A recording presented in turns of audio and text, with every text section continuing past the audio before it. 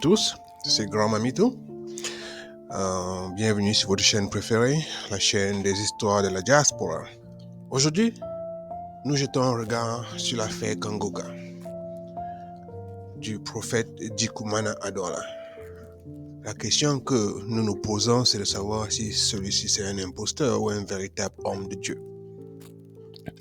Au vu de l'engouement, de l'enthousiasme que l'on a pu noter, nous nous demandons aussi s'il s'agit là d'une pauvreté mentale ou un signe du désespoir des Khmers. Nous nous intéressons aussi à l'aspect embouteillage parce que j'imagine la douleur des populations de Japoma au vu des embouteillages. Pour avoir vécu dans cette zone lors de mes voyages au pays, en temps normal, c'est pas facile de circuler dans cette zone, sur cette route qui est en construction depuis des années. Alors j'ose imaginer la douleur de ceux-ci pendant le week-end. Comme moi d'ailleurs, plusieurs Camerounais ont sans doute découvert ce week-end un nouveau sujet de Japap, que la plupart sans doute ignoraient. Je n'avais jamais entendu parler de Kangoka ou encore d'un prophète Dikumana. J'en avais entendu parler de bien d'autres réclamant prophètes, mais pas de celui-ci. Imaginez donc ma surprise de voir la circulation paralysée par ce soi-disant prophète sur un axe routier dont la date de complétion des travaux relève bien elle aussi d'une prophétie. Peut-être que la venue de ce soi-disant prophète burundais permettra finalement de convaincre les autorités de la nécessité de finir cette route, car ça fait des années que ça dure. En effet, ça fait plusieurs années que la route de sortie de Douala est en construction sans jamais finir. Les embouteillages y sont quotidiens et les routes deviennent impraticables en cas d'événement au stade de Japoma. Qui a bien pu penser qu'un tel vent méritait la paralysie de toute une zone et de la sortie de la capitale économique du Cameroun? Grand Mamito, l'incontournable, y jette un regard depuis la diaspora et vous apporte son analyse. Pour ceux qui sont chrétiens et qui ont l'habitude de lire la Bible, ils se souviendront que dans la Bible, plusieurs passages nous avertissent déjà contre les faux prophètes. Ici, je vais citer Matthieu, chapitre 7, versets 15 à 20, qui dit « Gardez-vous des faux prophètes. Ils viennent à vous en vêtements de brebis, mais au-dedans, ce sont des loups ravisseurs. Vous les reconnaîtrez à leurs fruits. Cueille-t-on des raisins sur des épines ou des figues sur des chardons? Tout bon arbre porte de bons fruits, mais le mauvais arbre porte de mauvais fruits. Un bon arbre ne peut pas donner de mauvais fruits, ni un mauvais arbre porter de bons fruits. Tout arbre qui ne porte pas de bons fruits est coupé et jeté au feu. C'est donc à leurs fruits que vous les reconnaîtrez. » J'adore ce passage de la Bible parce que quelque part, on nous annonçait déjà que beaucoup de ces faux prophètes viendraient dans le futur et qu'il allait falloir pouvoir les reconnaître afin de les mettre de côté, un peu comme couper cet arbre et jeter au feu. La liste de ces pasteurs est longue. Ils ont des affiches et des titres tout aussi attirants les uns que les autres. Celui-ci dit « Oh Dieu, bénis ma nation, le Cameroun ». Et il compte faire un culte national et des plaintes à l'Éternel. Un autre, du côté de l'Est du Cameroun, apparemment regroupe 5 églises brahmistes avec le pasteur. Et on voit des gens debout dans, on dirait une rivière, dont la qualité, je ne sais pas trop, est-elle potable? Y a-t-il des maladies à l'intérieur? Mais ils sont tous debout là-dedans, sans se soucier de quoi que ce soit. Il y en a beaucoup de ces pasteurs. Au-dessus, on a apôtre Johnson Suleiman, également de passage au Palais des Sports de Yaoundé, ça c'était en 2017. Donc la liste elle est longue. Comme je le disais, il n'y a pas que Kangoka. On a sur cette image d'autres, n'est-ce pas, qui se proclament pasteurs et se disent avoir la puissance divine ou être intermédiaire auprès de Dieu. Certains même prétendent être arrivés au paradis, avoir visité le paradis et avoir discuté avec Dieu. Quel blasphème. Voici l'annonce par laquelle tout a commencé. Malgré le fait que je suis sur les réseaux sociaux, je n'avais pas vu cette affiche. Pourtant, ça annonçait le 18 novembre 2023 l'arrivée de ce prophète au Cameroun. L'événement était intitulé Kangouka Douala. D'après mes recherches, Kangouka en fait c'est une chaîne de diffusion. Elle a été créée par le pasteur Chris Dikumana, pasteur d'origine burundaise, et qui est l'animateur principal de cette chaîne qui est diffusée sur plusieurs réseaux sociaux, notamment Facebook, TikTok, YouTube, Instagram. Cette chaîne a même un app qu'on peut trouver sur Apple et sur Google. Ce que je tire de ça, c'est money. Toutes les plateformes là où on peut avoir de l'argent sont représentées. Donc, ça attire déjà une certaine attention. Kangouka aurait pour mission de réveiller spirituellement les chrétiens pour permettre à l'Esprit Saint d'accomplir la volonté de Dieu. Jusqu'à il y a quelques années, ce pasteur n'avait pas vocation de devenir prophète. Mais un jour, il estime que Dieu lui a parlé. Et c'est ainsi qu'il a lancé Kangouka. Sa réputation a commencé au Burundi, puis elle s'est étendue dans d'autres pays, notamment le Rwanda, la Tanzanie, le Congo, l'Ouganda, et même le continent au vu des événements de ce week-end à Douala. Certains de ses fidèles ne jurent que par lui, car disent-ils, ils ont été guéris grâce à ses prières. Effet Kangouka Douala. Sur cette image, on peut voir des milliers de Camerounais qui sont rués à l'esplanade du stade de Japoma pour écouter leur prophète préféré. Certains y ont même passé la nuit pour être au premier rang. J'ai même vu l'interview d'une dame camerounaise qui disait fièrement comment elle y était arrivée la veille, parce que voulant être en première position. Les effets Kangouka au niveau de Douala se situent normalement à plusieurs niveaux. Notamment, les quartiers tels que Niala, Yassa, Japoma ont été complètement bloqués. La circulation était impossible. Les véhicules, les motos et même les piétons se sont retrouvés coincés dans des bouchons interminables. Les prix des transports en moto et de taxis sont passés de 100 francs ou 250 francs à 1000, 2000, voire même 3000 francs CFA. Donc les gars, il y a eu des chanceux. Les gars se sont fait un peu d'argent, quoi. Mais à quel prix? Parce que même si tu prenais une course pour partir de village à Japoma à 3000 francs, il était fort probable que tu passes 2, 3, 4 heures dans les embouteillages. Plus, sachant qu'habituellement, quand un match se joue dans ce stade, la circulation devient catastrophique. Je me suis demandé qui a bien pu permettre d'avoir cet événement autour de ce stade. Le trafic dans cette zone est misérable depuis que cette route est en travaux. Mais imaginez ma surprise de savoir que déjà, le vendredi, l'équipe nationale du pays, les Lions Indomptables, ont livré un match dans ce stade et immédiatement, le lendemain samedi, puis le dimanche, cet événement était prévu. Donc, c'était comme une double dose que cette population a reçue entre le match des Lions le vendredi et le week-end complètement bloqué par ce pasteur. Mais, certaines questions doivent être posées. Notamment, qu'est-ce qui peut bien expliquer un tel enthousiasme autour d'un homme, soi-disant prophète? De l'autre côté, l'envergure de cet événement a-t-il été anticipée? Sinon, comment comprendre que l'entrée d'une capitale économique soit ainsi paralysée pendant plusieurs jours? Mais, le dimanche, je crois, on a pu voir la présence du gouverneur de la région, Donc, au vu de sa présence, on devine aisément les dessous des arrangements de l'événement. Quelles leçons en tirer finalement?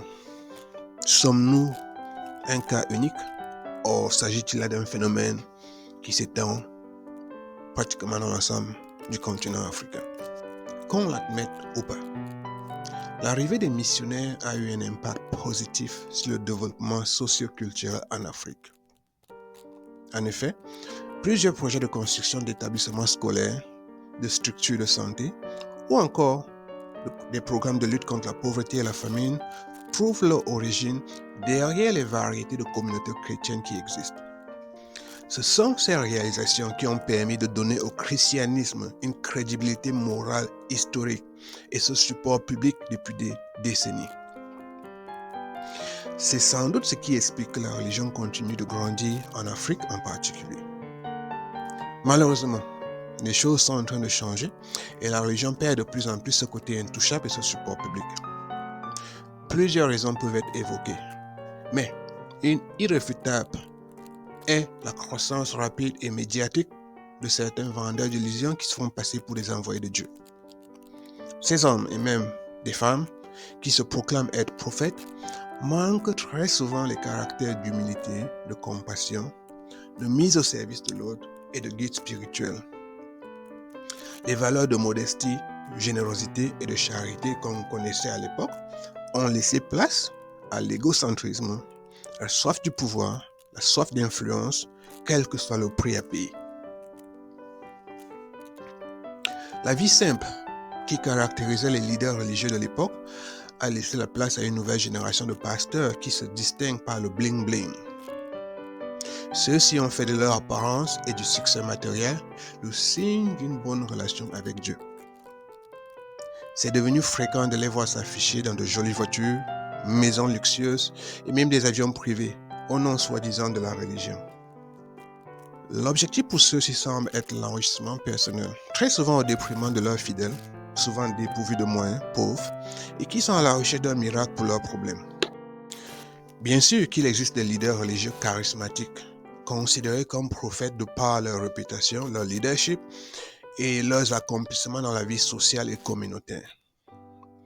Malheureusement, il devient de plus en plus difficile pour la plupart de chrétiens de discerner, différencier et séparer ces véritables hommes de Dieu des faux prophètes qui semblent se multiplier tous les jours dans ce contexte de désespoir africain.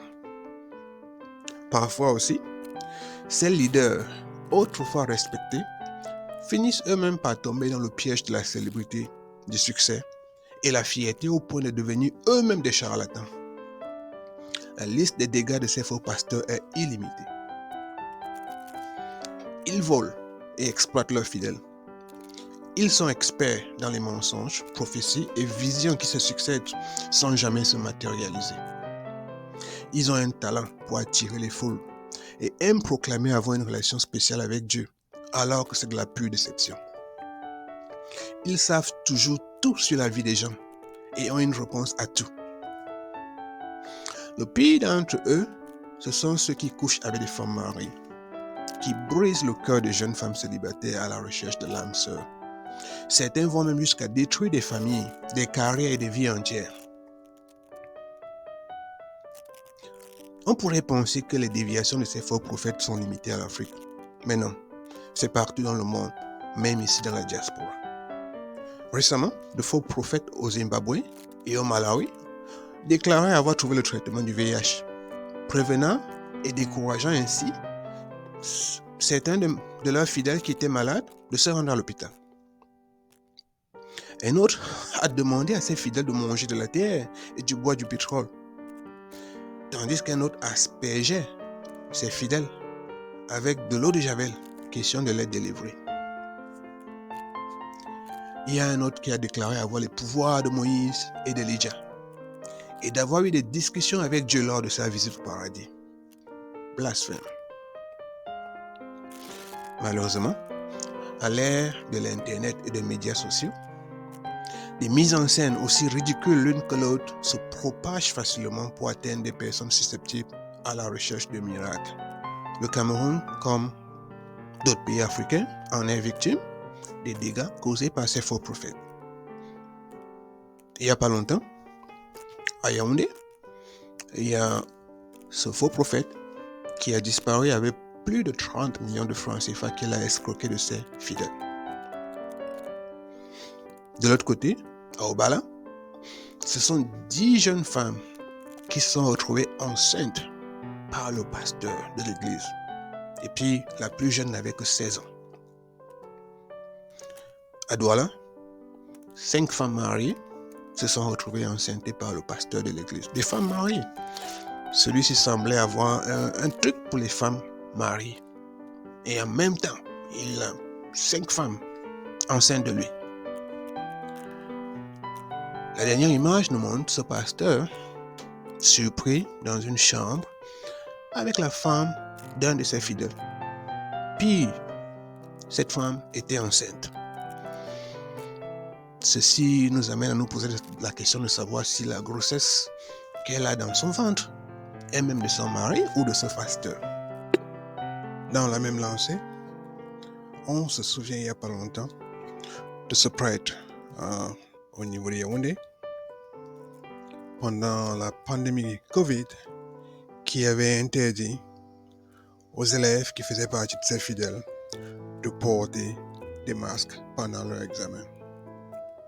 Certains élèves sont allés jusqu'à rater leur examen à cause de cette recommandation. Imaginez-vous. Une autre histoire était celle de ce prêtre qui, selon lui, par la prière et par la foi, pouvait guérir contre Covid.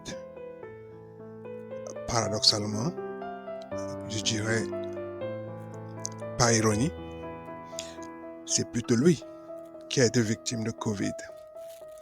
Dire que dans la même semaine où il priait et imposait ses mains sur ses fidèles, il devait sûrement être porteur du virus. Alors, on peut seulement imaginer le nombre de personnes qu'il a bien pu contaminer pendant cette période. À droite, en bas, c'est un autre soi-disant prophète qui avait prophétisé la mort d'un président. Et pourtant, ce dernier est toujours en vie, mais le faux prophète n'est plus. L'image d'en haut à droite, je l'ai trouvée un peu insolite parce que 2 hommes, l'un au-dessus de l'autre, apparemment ce serait une séance de délivrance. Je ne sais pas trop ce que vous en pensez. Pour moi, ça fait bizarre de voir une telle image. Ce qu'il faut savoir, c'est que plusieurs membres de la diaspora sont également des victimes. Très souvent, ils sont membres de certaines églises éveillées. Parfois, c'est depuis le Cameroun et ils continuent seulement ici, dans la diaspora. Très souvent, ils connaissent déjà ces faux prophètes.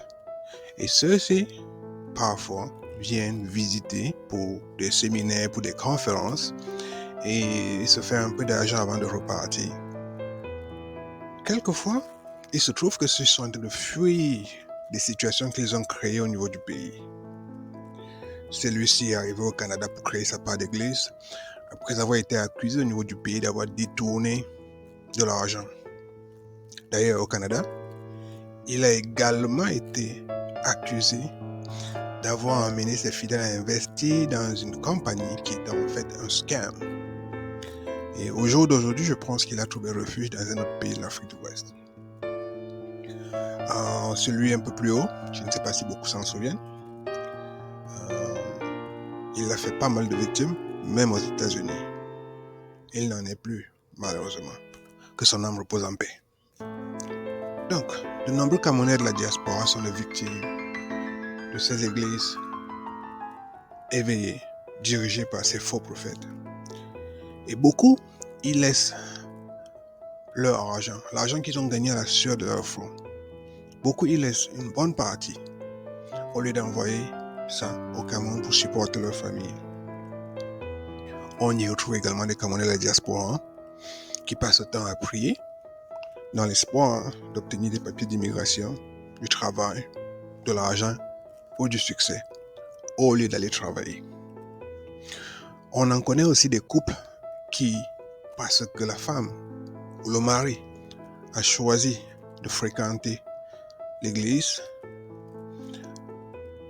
ils ont fini par se séparer parce que celui-ci ou celle-ci préférait suivre les paroles du pasteur plutôt que de sauvegarder son mariage. J'en connais même qui sont arrivés jusqu'à se battre avec un partenaire accusant l'autre d'être possédé parce que ce dernier ne voulait pas partir dans la même église qu'elle. Ces faux prophètes sont très souvent impliqués dans de nombreux scandales. Qui n'a pas encore suivi une histoire où un prophète aurait profité de ses fidèles sur le plan physique ou encore détourné leur argent? De l'autre côté, pour ceux qui ont des doutes, ceux qui semblent avoir les yeux un peu ouverts, il est difficile pour eux d'amener ses fidèles à ouvrir les yeux aussi. C'est seulement des injures ou encore être traité d'âme perdue, de chercher la malchance, de vouloir aller en enfer, qui sont les réponses fréquemment reçues de ses fidèles. Mais à la fin, qui est vraiment perdu dans tout ça? Au vu des éléments de ce week-end, les populations camerounaises sont-elles juste des victimes de ces faux prophètes ou alors des victimes de la complicité de nos gouvernants? Au vu des dégâts que ces faux prophètes causent là-dehors, on pourrait croire que les gens les éviteraient. Malheureusement, bien qu'au courant des scandales d'abus sexuels et financiers, ces faux prophètes arrivent à conserver leurs centaines, parfois des milliers de fidèles. Les gars sont forts. Ils ont développé un verbiage qui dépasse même celui du perroquet.